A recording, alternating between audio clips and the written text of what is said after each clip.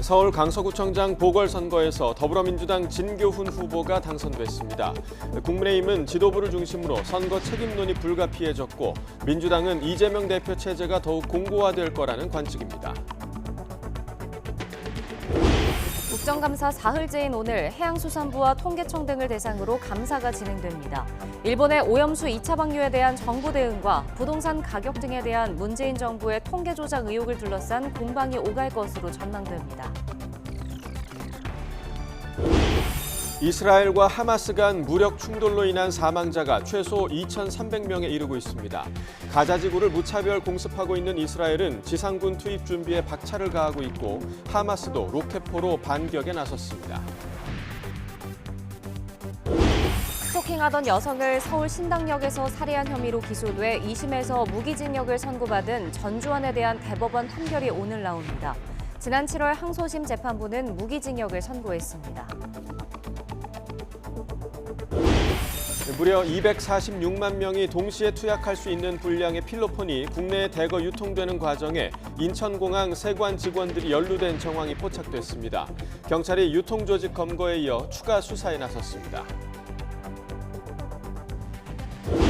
지구 근접 소행성 베누에 물과 탄소가 존재하는 것으로 확인됐습니다. 태양계 생성 초기의 물질에 대한 연구를 통해 지구의 생명체가 어떻게 출현했는지 그 비밀을 풀 수 있을 것으로 기대됩니다. 시청자 여러분 안녕하십니까? 굿모닝 YTN 2부 시작합니다. 서울 강서구청장 보궐선거에서 더불어민주당 진교훈 후보가 당선됐습니다. 진 후보는 투표에 참여한 강서구 유권자 24만 3천여 명 가운데 13만 7천여 표를 얻어 최종 득표율 56.52%로 후보들 가운데 1위를 기록했습니다. 국민의힘 김태우 후보는 9만 5천여 표 39.37%를 얻어 17.15%포인트 차이로 크게 뒤졌습니다. 진교훈 후보는 인수위 없이 곧바로 업무를 시작하는데 임기는 김태우 전 구청장의 자녀 임기인 오는 2026년까지입니다. 강서구청장 보궐선거에서 당선된 더불어민주당 진교훈 후보는 이번 선거가 상식과 원칙 그리고 강서구민의 위대한 승리라고 생각한다고 말했습니다. 그러면서 미래와 발전을 위해 자신을 선택해준 것에 대해 진심으로 감사하다며 소감을 밝혔습니다. 직접 들어보겠습니다. 저는 이번 선거가 상식의 승리, 원칙의 승리, 그리고 강서구민의 위대한 승리라고 생각을 합니다. 저는 당선이 확정되는 즉시 오직 강서구민만을 바라보고 그간의 구정의 공백을 메우기 위해 1분 1초라도 아껴가면서 강서의 구정을 정상화시키겠습니다. 강서의 미래와 강서의 발전을 위해 부족하지만 헌신적으로 노력하겠습니다. 사심 없이 반칙 없이 일하겠습니다. 서울 강서구청장 보궐선거에 출마한 국민의힘 김태우 후보가 지지해준 분들의 성원에 화답하지 못해 죄송하다며 패배를 인정했습니다. 김 후보는 서울 마곡동 캠프 사무실에서 자신의 재개발 약속을 믿고 성원해주신 강서구민 여러분께 진심으로 감사의 말씀을 드린다며 이같이 밝혔습니다. 이어 강서구민의 뜻을 겸허히 받들어 더욱 낮은 자세로 임하겠다며 민주당 진교훈 당선인에게 축하의 말과 함께 강서구 발전을 위해 민생을 잘 챙겨달라고 당부했습니다. 국민의힘은 이번 보궐선거 패배와 관련해 강서구민들의 엄중한 선택을 겸허히 받아들인다고 밝혔습니다. 유상범 수석대변인은 입장문을 통해 더 고개를 숙이고 더 겸손한 자세로 국민에게 먼저 다가가는 국민의힘이 되겠다며 이같이 말했습니다. 이어 강서구민과 국민께서 국민의힘에 보낸 따끔한 질책을 무겁게 받아들여 개혁 과제를 신속히 이행하고 국민의 눈높이에 맞는 새로운 대한민국을 만들겠다고 덧붙였습니다. 더불어민주당은 진교훈 후보가 승리한 건 무능과 불통, 독선으로 얼룩진 윤석열 정부의 국정 운영에 대한 국민의 준엄한 질책이라고 평가했습니다. 권칠승 수석대변인은 서면 브리핑에서 이번 선거 결과는 민주당의 승리가 아닌 국민의 승리며 민생 파탄에 대한 국민의 심판이라며 이같이 밝혔습니다. 이어 정부나 국민의힘이 국민의 회초리를 평가절하하거나 부정하려 든다면 더 큰 심판을 받게 될 것을 엄중히 경고한다고 덧붙였습니다. 네, 내년 총선의 전초전으로 평가받았던 서울 강서구청장 보궐선거 17%포인트 이상의 차이로 더불어민주당이 압승했습니다. 야권의 정권 심판론이 더 큰 힘을 받은 셈인데 집권 여당인 국민의힘 지도부, 향후 리더십의 험로가 예상됩니다. 보도에 안윤학 기자입니다. 서울 강서구청장 보궐선거에 여야 지도부가 총동원령을 내린 건 내년 총선 수도권 민심의 가늠자가 될 수 있기 때문이었습니다. 부정부패 혐의의 몸통인 사람의 아바타가 구청장이 되면 강서구가 어떻게 국민들로부터 존경받을 수 있겠습니까, 여러분? 오만과 독선, 무능과 무책임에 빠져있는 윤석열 정부에게 제대로 일 좀 해봐라 라는 경고 메시지 보내주기 위한 건 맞죠? 애초 야권 우세 지역에서 5에서 10%포인트 차 패배만으로도 국민의힘 입장에서는 졌지만 잘 싸웠다고 할 수 있었던 상황. 하지만 결론은 17%포인트 격차 더불어민주당의 압승이었습니다. 민주당 지지층 결집에 중도 무당층까지 정권 심판론에 힘을 보탠 결과라는 해석이 나옵니다.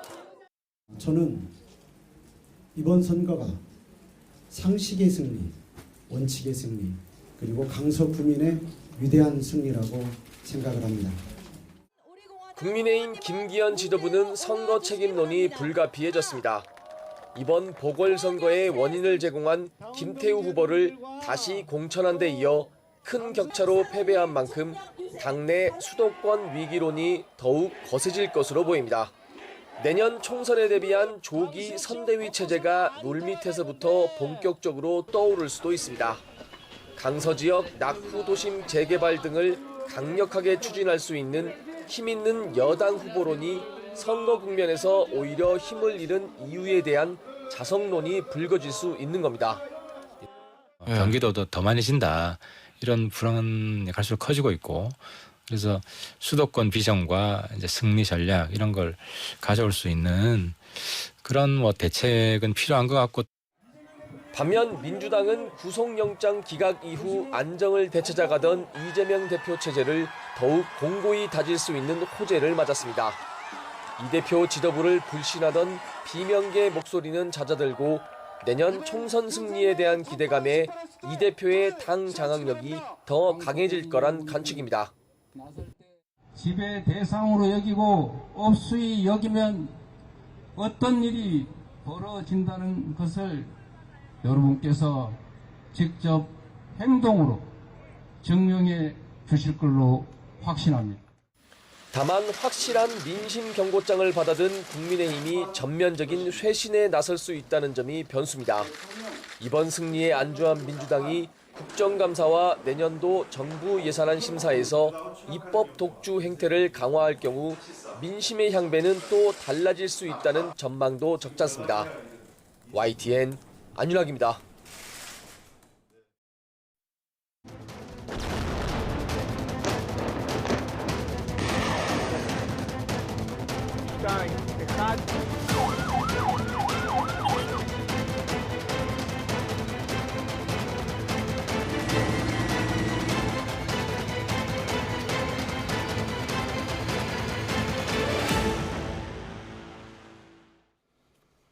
네, 지난 토요일 새벽이었죠. 하마스의 기습 공격으로 촉발된 이스라엘과 하마스의 교전이 전면전으로 치닫고 있습니다.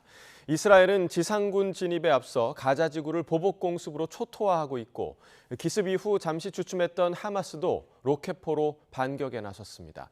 양측의 사망자 이제 최소 2,300명에 이르고 있습니다. 보도에 이상순 기자입니다. 이스라엘 남부 아슈켈론의 한 거리, 호성이 들리더니 로켓 경보가 울립니다. 겁에 질린 사람들이 주저앉아 울음을 터뜨립니다.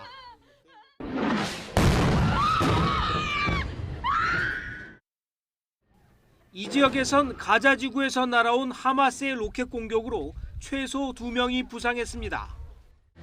Por todo lo que está pasando, porque no es una guerra, Esto es una masacre. 남부 스데로트와 니르암은 물론 북부 지역에도 로켓 경보가 울렸습니다. 가자지구 접경지 부에리에선 지난 토요일 집단 농장을 덮친 하마스 대원들의 시신이 수습됐습니다. 부에리는 하마스가 기습 공격한 14개 마을 가운데 가장 피해가 컸던 곳입니다.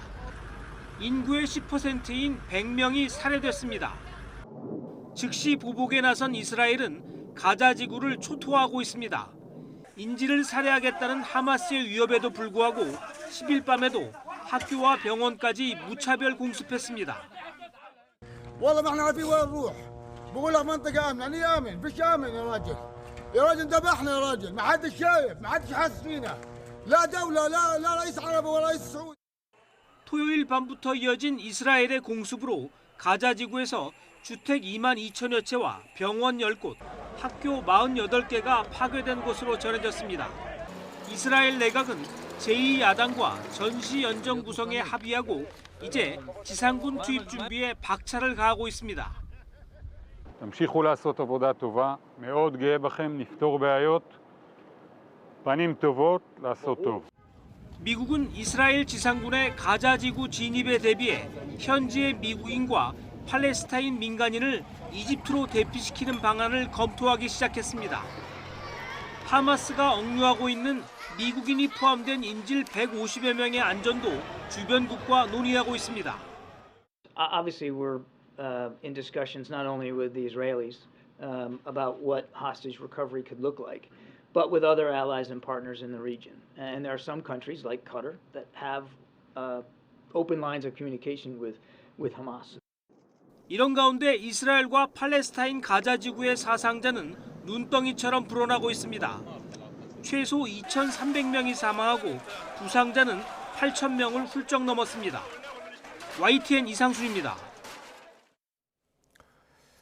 하마스와 이스라엘 간 무력 충돌이 확전될 가능성이 나오는 가운데 전면 봉쇄된 가자 지구의 마지막 전기마저 끊겼습니다. 최악의 상황을 맞은 가자 지구에 이스라엘이 악마의 무기로 불리는 백린탄을 사용했다는 주장도 나왔습니다. 김선희 기자가 보도합니다. 레바논 남부 한 마을이 이스라엘의 로켓 공격으로 연기에 휩싸였습니다. 가재 도구들은 산산조각이 났고 집안 구석구석이 아수라장이 됐습니다. 이번 포격은 레바논 무장정파 헤즈볼라가 이스라엘에 미사일을 발사한 직후 이뤄졌습니다. سمعنا اطلاق نار وقمنا فتنا على البيت خبينا جو بالبيت وتعرفنا احنا يعني جماعه مسلمين. 이스라엘은 레바논이 로켓을 쏘는 것으로 의심되는 지역에 연이어 포탄을 발사했습니다. 무장대원 3명이 사망해 장례식을 올린 헤즈볼라는 이스라엘을 비난하면서도 전쟁 개입을 선언하지는 않았습니다. نتنياهو توعد غزة بشرق أوسط جديد هكذا أطلقوا. 하지만 레바논과 이스라엘의 국경에 이스라엘의 탱크가 속속 배치되며 긴장감은 커지고 있습니다. 시리아에서도 이스라엘을 향한 포격이 이어지며 확전 우려를 키웠습니다. 이번 무력 충돌이 일어난 이후 이스라엘과 시리아 간 교전이 발생하기는 처음입니다. 시리아 내에 있는 IRGC, 이란 혁명대 대원이나 시리아 내에 있는 팔레스타인 단체도 있습니다. 이런 팔레스타인 단체들이 공격했을 가능성이 상당히 높습니다. 완전히 폐허가 된 가자 지구는 희생자가 급증해 시체를 안치할 곳이 없어 주민들의 절규가 이어지고 있습니다. ما سمعنا الصواريخ بتنزل علينا وعلى اولادنا وقتلوا اولادنا وقتلونا والله ما احنا عارفين وين نروح. 주 전력이 끊기며 유일한 발전소마저 가동이 중단됐습니다.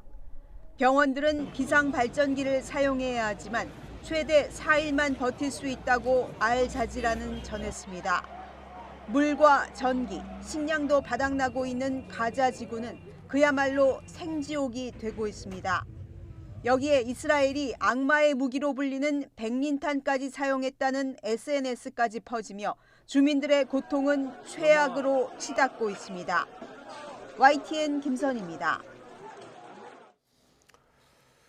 안토니오 구테우스 유엔 사무총장이 팔레스타인 무장정파 하마스에 대해 이스라엘의 모든 인질을 즉각 석방하라고 촉구했습니다. 구테우스 총장은 현지 시간 11일 기자들과 만나 더 큰 충돌과 확산을 피할 것을 호소한다며 이같이 밝혔습니다. 구테우스 총장은 이와 함께 반격에 나선 이스라엘이 가자 지구를 전면 봉쇄한 것과 관련해선 식량과 식수 등 생존에 필수적인 물품은 가자 지구 내로 반입이 허용돼야 한다고 강조했습니다. 로이드 오스틴 미국 국방장관이 현지 시간 11일 팔레스타인 무장정파 하마스의 공격에 맞선 이스라엘을 지원하더라도 우크라이나에 대한 장기 지원에는 변함이 없을 것이라고 밝혔습니다. 오스틴 장관은 벨기에 브뤼셀에서 열린 나토 국방장관 회의 첫날 기자회견에서 우크라이나와 이스라엘 양쪽 모두에 대한 지원이 전적으로 가능하다고 답했습니다. 그러면서 우리는 둘 다 지원할 수 있고 그렇게 할 것이라고 강조했습니다. 국정감사 사흘째인 오늘 해양수산부와 원자력안전위원회, 통계청, 합동참모본부 등을 대상으로 감사가 진행됩니다. 국회 농해수위의 해양수산부 국감과 과방위의 원자력안전위원회 국감 등에선 일본의 원전오염수 2차 방류에 대한 정부 대응을 놓고 여야가 충돌할 것으로 보입니다. 기재위의 통계청 국감에선 부동산 가격 등에 대한 문재인 정부의 통계 조작 의혹을 둘러싼 공방이 오갈 것으로 전망됩니다. 이 밖에 합동참모본부 국감에선 하마스의 이스라엘 기습 공격 이후 여권에서 제기된 9.19 남북 군사합의 효력 정지 필요성 등을 놓고 여야가 신경전을 벌일 것으로 예상됩니다. 지난 대선 당시 허위 인터뷰 의혹을 수사하는 검찰이 민주당 김병욱 의원 보좌관과 같은 당 정책연구위원, 인터넷 매체 기자를 압수수색했습니다.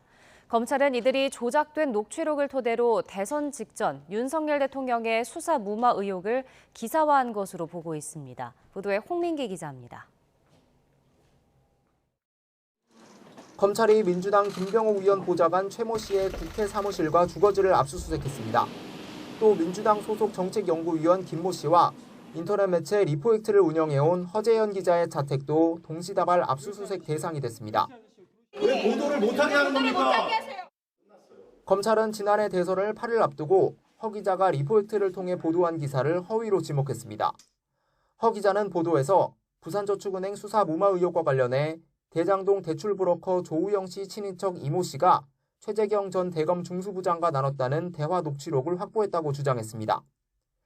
부산저축은행 사건에 조 씨가 깊이 개입돼 있다는 이 씨 말에 윤석열 당시 중수 이과장의 상사였던 최 전 중수부장이 맞장구를 쳤다는 대화를 소개했습니다. 윤 대통령이 당시 조 씨가 변호사로 선임한 박영수 전 특검 부탁을 받아 조 씨 수사를 무마해줬다는 겁니다. 하지만 검찰은 최 씨 등이 윤 대통령을 비방할 목적으로 허위 사실을 기사화한 것으로 의심하고 있습니다. 최 씨가 허 기자를 만나 관련 녹취록을 전해주는 등 적극적으로 공모했다는 겁니다. 검찰은 또 최 전 중수부장과 조 씨 친인척 간 대화라는 녹취록 자체가 조작됐을 가능성도 조사하는 것으로 전해졌습니다. 이와 관련해 최 전 중수부장은 YTN에 대화 상대방이라는 이 씨와 모르는 사이고 해당 보도도 처음 접했다고 밝혔습니다. 반면 의혹을 보도한 허 기자는 충분한 확인을 거쳐 보도했다고 주장했습니다. 그리고 최재경 씨에게 반론 요청을 드렸지만 아무런 답이 없어서 보도를 감행한 것이고, 검찰은 윤 대통령 명예를 훼손한 혐의로 최 씨 등을 입건하고 정확한 보도 경위와 금전거래 여부 등을 조사할 방침입니다. 또 휴대전화와 노트북 등 압수물 분석이 끝나는 대로 이들을 피의자 신분으로 불러 조사할 예정입니다. YTN 홍민기입니다. 246만 명이 동시에 투약할 수 있는 분량의 필로폰을 밀반입해 유통한 세계 국가 마약 조직원들이 무더기로 검거됐다는 소식 전해드렸는데요. 이들이 마약을 한국으로 들여오는 과정에서 인천공항 세관 직원들이 연루됐다는 정황이 포착돼 경찰이 추가 수사에 나섰습니다. 안동준 기자가 보도합니다. 말레이시아 마약 조직이 제조한 필로폰을 한국에 몰래 들여와 유통한 이른바 3개국 마약 조직. 이들은 필로폰 74kg을 국내로 밀수했는데 신체나 옷 속에 마약을 숨기는 등 다양한 방식으로 단속을 피했습니다. 무려 246만 명이 동시에 투약할 수 있는 분량입니다. 이들은 한국, 말레이시아, 중국인으로 각 구성된 조직으로 현재 총 26명을 검거하여 범죄단체 조직 및 특정 범죄, 가중처벌 등에 관한 법률 위반죄로 입건하였고 지난 1월 27일 하루에만 이들이 인천국제공항을 통해 들여온 필로폰이 24kg에 달합니다. 이렇게 많은 양의 마약을 들여오면서 어떻게 세관의 눈을 피할 수 있었을까? 경찰은 검거된 조직원들을 추궁하는 과정에서 세관 직원들이 연루됐을 수 있다는 구체적인 진술을 확보했습니다. 세관 직원들이 마약 밀수책을 정식 통로가 아닌 별도의 통로로 안내해 적발을 피할 수 있도록 도왔다는 겁니다. 진술을 확보한 경찰은 마약을 밀수한 조직원들과 세관을 찾아 어떤 경로로 입국할 수 있었는지 수차례 현장 검증에 나섰습니다.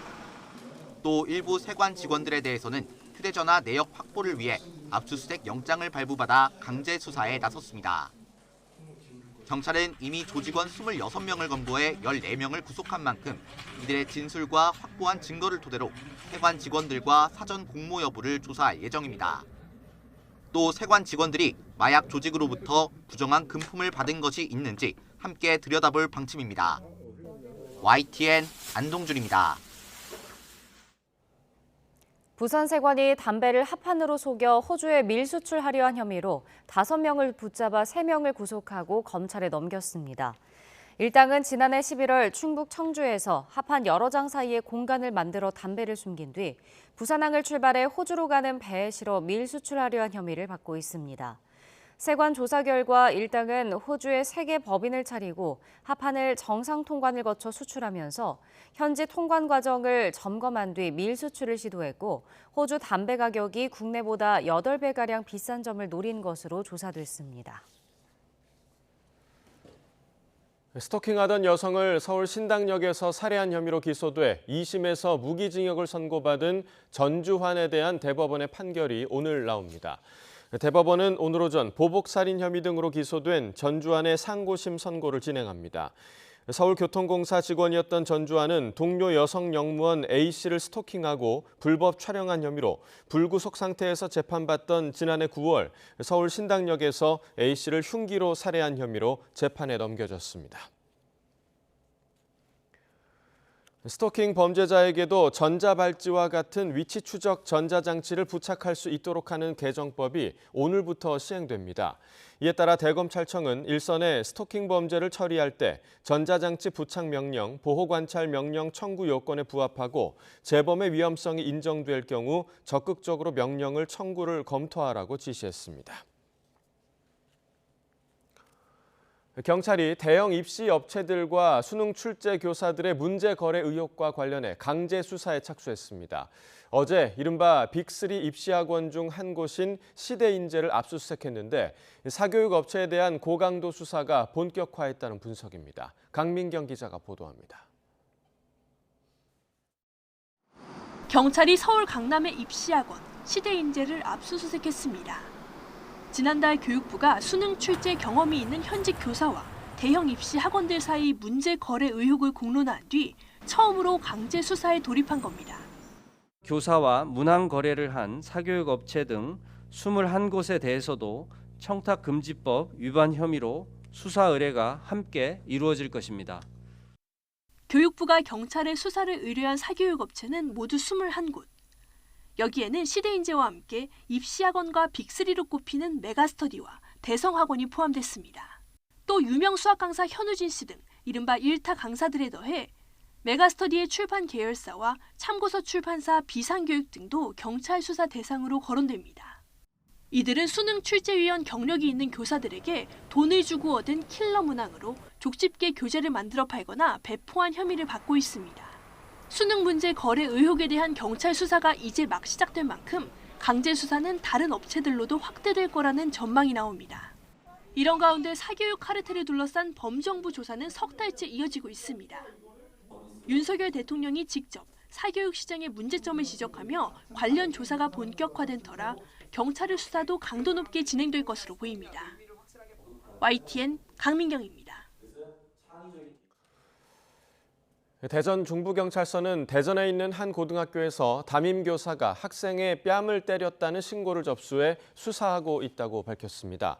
고등학교 3학년 담임 A씨는 지난 8월 22일 학교 복도에서 담당하고 있는 반학생의 뺨을 2차례 때리는 등 학대한 혐의를 받습니다. 기숙사에 사는 학생이 늦잠을 자 8분 정도 지각을 했고 이를 지적하는 과정에서 폭행이 벌어진 것으로 전해졌습니다. 피해 학생 학부모는 YTN과의 통화에서 폭행이 있은 지 2달 가까이나 지났는데도 해당 교사가 여전히 담임을 맡고 있어 학생이 심각한 불안감에 시달리고 있다며 대책을 마련해달라고 촉구했습니다. 코로나19 이후 배달 문화가 확산하면서 오토바이 불법 주정차 문제도 심해지고 있습니다. 지난해 신고 건수만 7만 3천여 건에 달하지만 오토바이 운전자가 범칙금을 낸 경우는 8%에 그쳤습니다. 그 이유를 황보혜경 기자가 취재했습니다. 서울 홍대거리입니다. 인도안 쪽에 오토바이들이 줄지어 서 있습니다. 마치 전용 주차장 같지만 모두 불법 주차입니다. 주민들은 물론 인도를 오가는 시민들은 통행 불편을 호소합니다. 좀 사람이 많이 지나다니는 통로인데 조금 어떨 때는 불편, 길을 막는 거 그런 것도 있고 이렇게 좀 마구잡이로 주차돼 있어서 한동안 저희 집 앞 빈대 주차를 못 한다든지 이런 적도 있었어가지고. 인근 상인들에겐 가게 앞을 차지하는 무법천지 오토바이가 골칫거리가 된 지 오래입니다. 오토바이 때문에 뭐 지나다니게 걸려서 넘어진 사람도 있고 뭐 저것 때문에 서로 시비 붙는 경우도 많이 있어요. 이륜차 불법 주정차 신고 건수는 지난 2018년 2,400건에서 지난해 7만 3천여 건으로 30배 넘게 급증했습니다. 하지만 지난해 신고 건수 가운데 운전자가 범칙금을 낸 경우는 5,900건, 고작 8%에 불과합니다. 범칙금은 경찰이 단속해 부과하는데 자동차와 달리 현장에 운전자가 있어야만 부과할 수 있어 실제 단속은 쉽지 않습니다. 또 운전자가 경찰에 직접 출석해 범칙금을 내야 하지만 출석하지 않고 버티면 그만인 겁니다. 현장에서 직접적으로 운전자가 부과한다면은 경찰이 딱히 어떻게 조치를 할 수 없죠. 안 오면은 이제 저희가 이제 계도경 물처분을 통해서 종결을 합니다. 때문에 차주에게 곧바로 매길 수 있는 과태료 부과 대상에 오토바이를 포함해야 한다는 목소리도 나옵니다. 하지만 주차 공간부터 마련해달란 오토바이 운전자들 반발 탓에 번번이 무산돼 왔습니다. 주차 공간이 따로 없고 하는데 여기 듣지 마라 저기 듣지 마라 그러니까 잠깐 되는 건데 그렇게 그냥 보면 다 불법 주차인데. 이륜차가 행정 사각지대에 놓여있다는 지적이 커지는 가운데 일부 지자체에서 추진하는 오토바이 전용 주차장이 대안으로 거론됩니다. YTN 황보혜경입니다. 6년 동안 양육비 3,800여만 원을 주지 않은 나쁜 아빠에 대한 형사재판이 열린 가운데 검찰이 징역 6개월을 구형했습니다. 수원지방법원 평택지원은 어제 양육비 이행법 위반 혐의로 재판에 넘겨진 40대 남성 송모 씨에 대한 첫 공판을 진행했습니다. 송 씨는 새 아이의 양육권자인 전 아내에게 달마다 90만 원을 지급하라는 법원의 판단에도 정당한 이유 없이 6년간 양육비를 지급하지 않은 혐의로 기소됐습니다. 지난 2021년 양육비 이행법 개정으로 양육비를 지급하지 않은 부모에게 형사처벌이 가능해진 가운데 현재까지 실형이 내려진 사례는 없는 것으로 확인됐습니다. 송 씨에 대한 선고는 다음 달 8일 오후 2시에 열릴 예정입니다.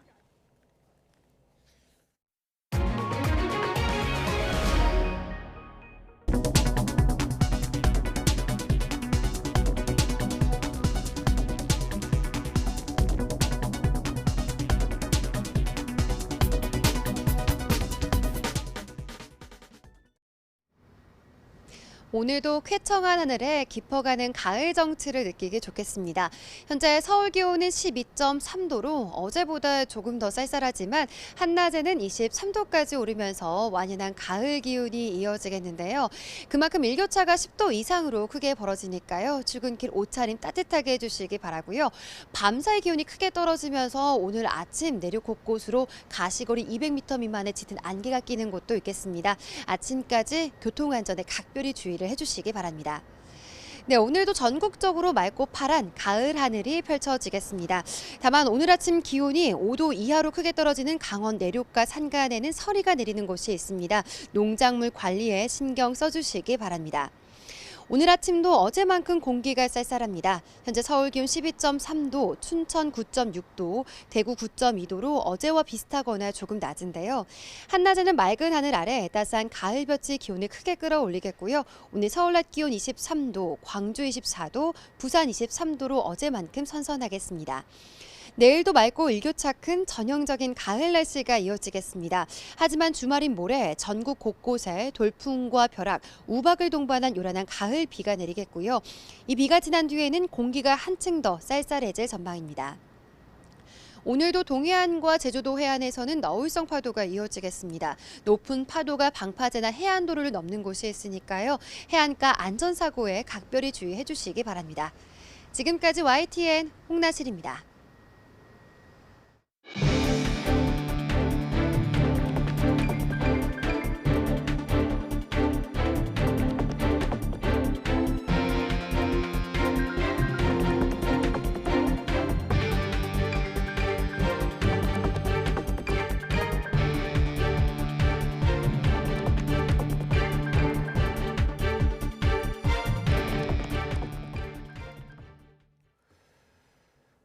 서울 강서구청장 보궐선거에서 더불어민주당 진교훈 후보가 당선됐습니다.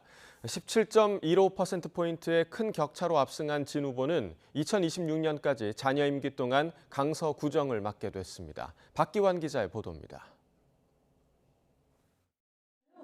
개표를 지켜보던 민주당 캠프에서 환호가 터져나옵니다.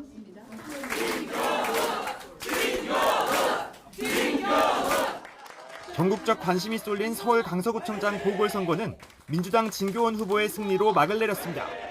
진 후보는 13만 7천여 표를 얻어 최종 득표율 56.52%를 기록했습니다.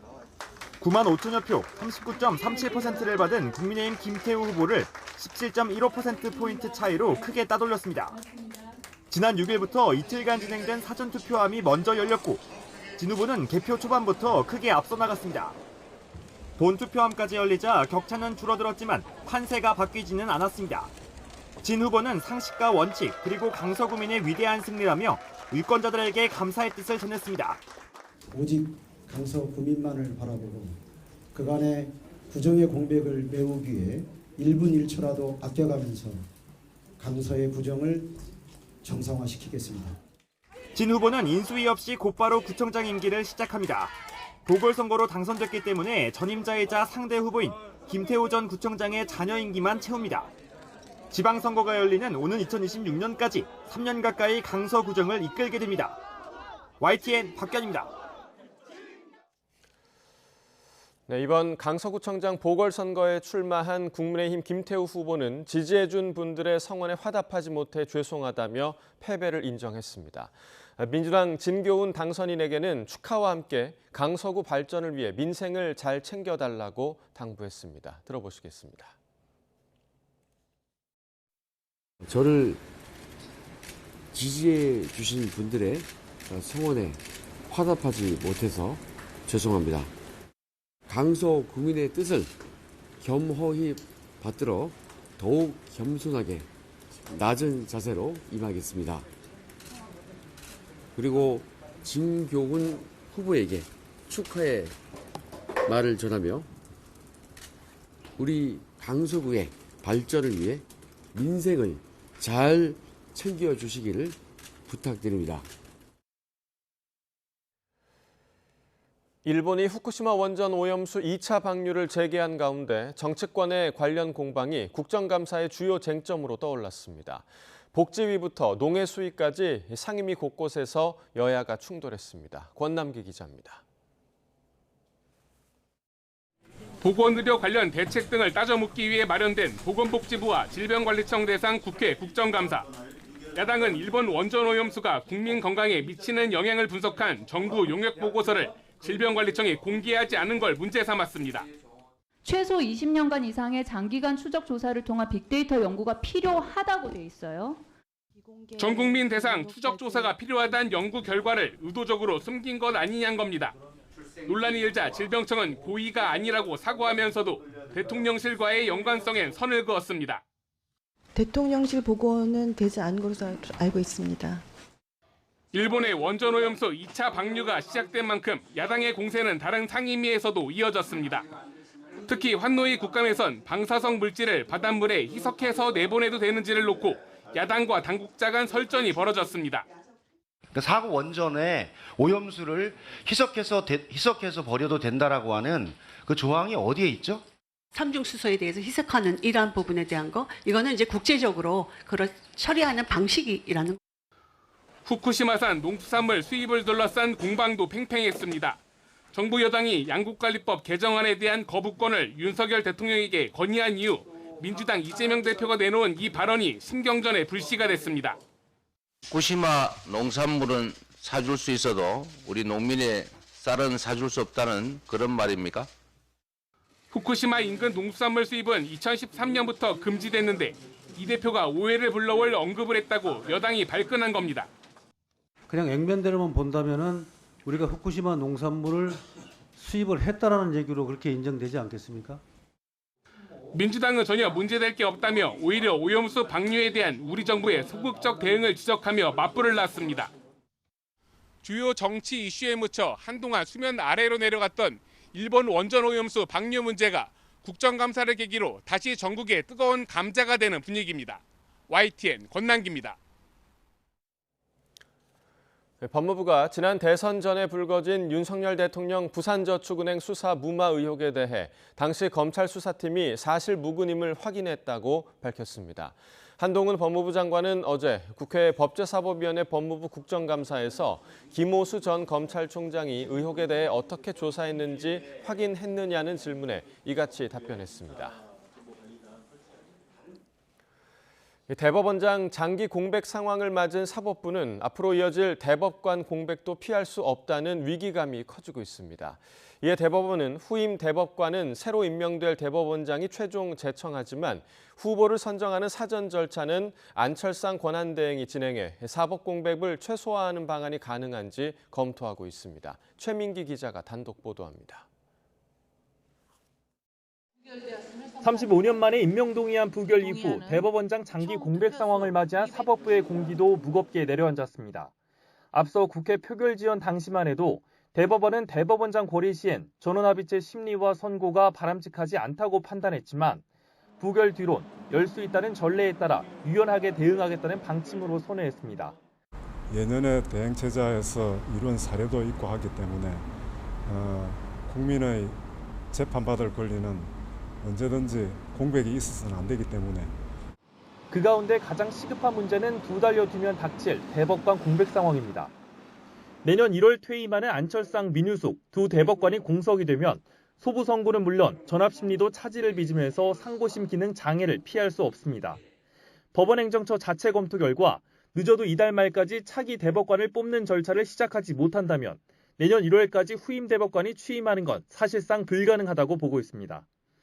대법관을 제청하기까지 후보자를 천거받아 검증하고 후보 추천위를 구성해 다시 최종 후보를 추리는 사전 절차에만 상당한 시일이 걸리기 때문입니다.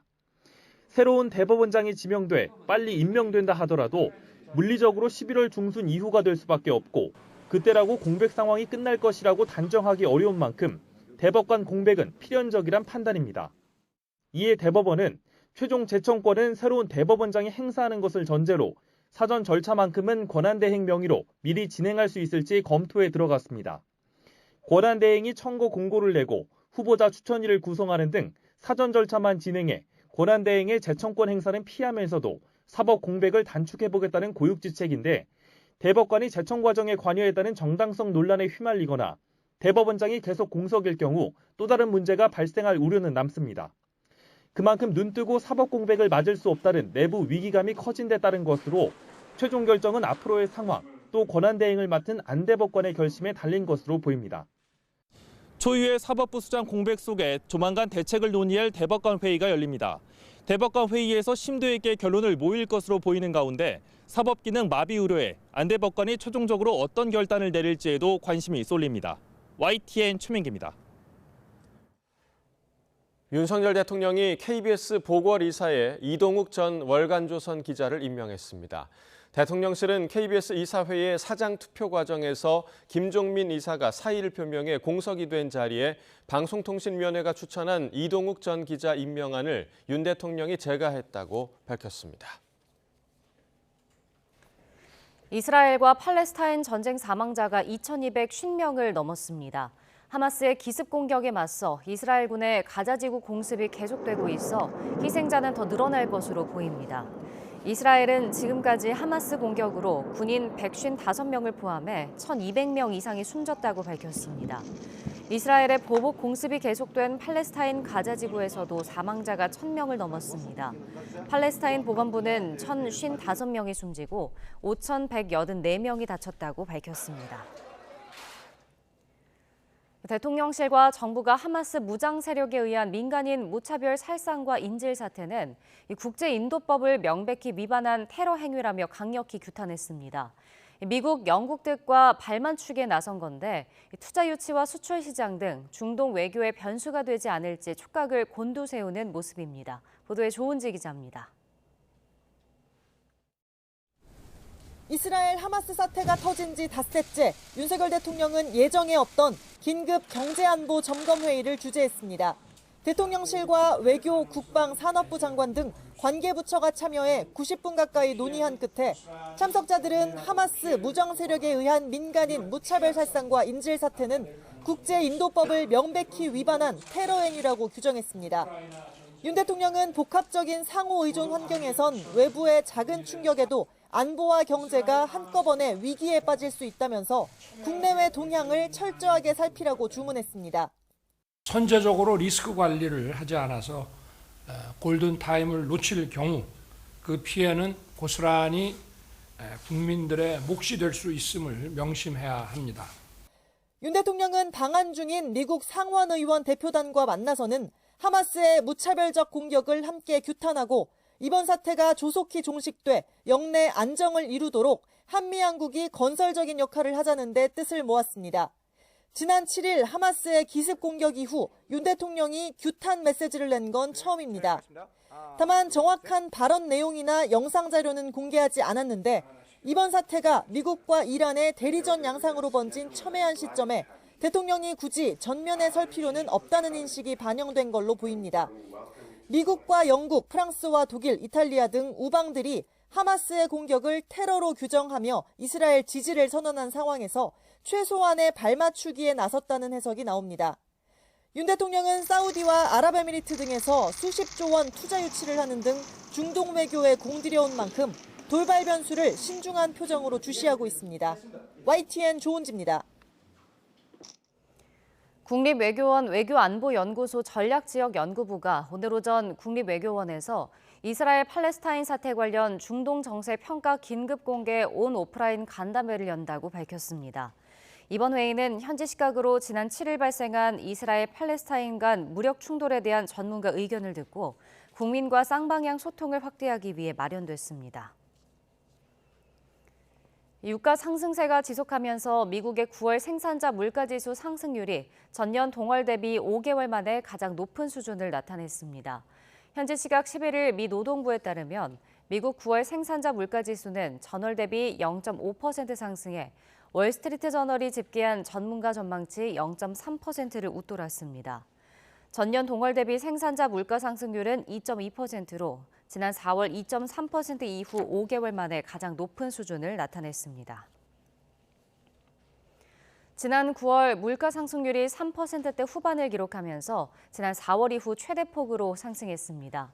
농축수산물뿐 아니라 가공식품과 외식 물가 등도 오름세입니다. 보도에 최기성 기자입니다. 대형 마트에서 판매 중인 고추장입니다. 9월 기준 고추장은 전달보다 27.3% 가격이 올랐습니다. 설탕은 16.9%, 아이스크림은 14% 비싸졌습니다. 정부가 물가 상승률을 측정하는 가공식품 73개의 세부 품목 가운데 물가 상승률이 10%가 넘는 품목은 22개에 달합니다. 외식 물가도 상승세입니다. 피자는 12.3%, 오리고기와 구내식당 식사비도 7% 정도 가격이 더 비싸졌습니다. 소비자 물가는 지난해 같은 달보다 3.7% 올랐는데 지난 4월 3.7%를 기록한 이후 가장 높은 상승률입니다. 쌀이나 배추처럼 구매 횟수가 많은 생필품 150여 개 품목으로 구성돼 체감 물가로도 불리는 생활물가 지수 역시 4.4% 상승했습니다. 오비 맥주는 주요 맥주 제품 출고가를 6.9% 인상하기로 했고 메일 유업은 생크림 제품 출고가를 많게는 9%까지 올립니다. 비싸도 뭐 식구가 적으니까 사는 거고 10,000원 식구는 너무 부담스러울 것 같아요. 못 바꿨어요. 바꿀 수가 없잖아요. 먹고 사는 거는. 우리 노인네들은 있는 거는 한정이고 썸 세면 더 세지고 진짜 힘들지요. 이 같은 물가 상승이 장기적으로 소비 심리 위축으로 이어질 거란 전망입니다. 소비자는 최근에 이런 가격 변동을 보다 민감하게 받아들일 수밖에 없겠죠. 지갑이 굳게 닫히는 모습을 보일 수밖에 없습니다. 월급이 그대로라면 물가가 오르기 때문에 실질적인 소득은 줄어들기 때문입니다. 여기에 러시아 우크라이나 전쟁과 중동 분쟁 등 최근 국제 정세도 국내 물가와 관련해 큰 변수입니다. 내수 활성화 촉진으로 자영업자 부담을 덜어주면서 소비자 부담을 함께 낮춰줄 수 있는 정책이 필요하다는 목소리도 있습니다. YTN 최기성입니다. 공정거래위원회가 설비 제조와 설치를 위탁해놓고 하도급 대금을 주지 않고 대금 지급 명령도 이행하지 않은 다인건설과 대표이사를 검찰에 고발하기로 했습니다. 공정위는 지난해 2월 다인건설에 대해 하남 미사지구 신축공사 현장에서 펌프류 납품과 설치 제작 관련 미지급 하도급 대금 4,477만 원과 지연 이자를 지급하라는 명령을 내렸습니다.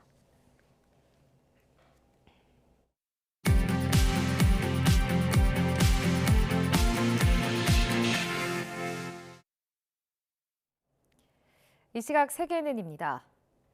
미국은 하마스와 전면전에 들어간 이스라엘을 돕는 것과 동시에 우크라이나 지원에도 소홀하지 않을 거라고 자신했습니다. 백악관은 의회에 이스라엘과 우크라이나 지원 예산을 패키지로 묶어서 요청했다고 밝혔습니다. 워싱턴에서 권준기 특파원입니다. 마침 우크라이나 전쟁 지원을 논의하기 위해 브뤼셀 나토 본부를 찾은 로이드 오스틴 미 국방장관은 이스라엘과 우크라이나 양쪽 모두 지원이 가능하다고 밝혔습니다. 미국이 이스라엘에 집중하다 우크라이나에 소홀해질 수 있다는 우려를 불식한 겁니다. Absolutely, we can do both, and we will do both. And we are the strongest nation in the world, Lita. 백악관도 의회에 이스라엘과 우크라이나 지원 예산을 패키지로 묶어 요청했다고 설명했습니다. We're in active conversations with Congress about additional funding that we know we need specifically for Israel and for Ukraine. 사상 초유의 하원의장 해임 사태 이후 공화당이 차기 의장 후보로 뽑은 스티브 스컬리스 원내대표도 이스라엘에 대한 지원 필요성을 공감했습니다. Funding for Israel, things like Iron Dome, precision-guided missiles, things that could be used today to help them in this war.